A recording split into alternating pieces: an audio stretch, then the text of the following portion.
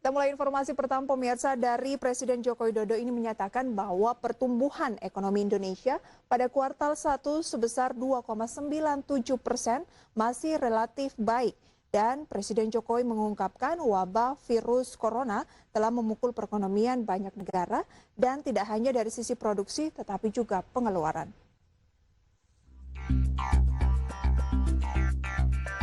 Presiden Joko Widodo menyatakan pertumbuhan ekonomi Indonesia pada kuartal 1 sebesar 2,97% masih relatif baik, sebab angka pertumbuhan masih positif di tengah pandemi virus corona.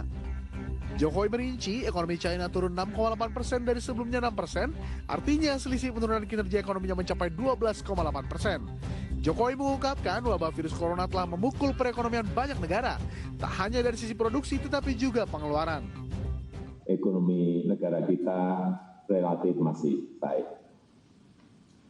Coba kita lihat beberapa negara yang mengalami kontraksi.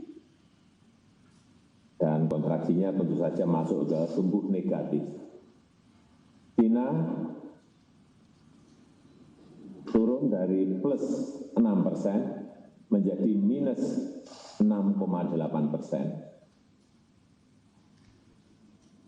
Artinya ini year on year datanya 12,8%.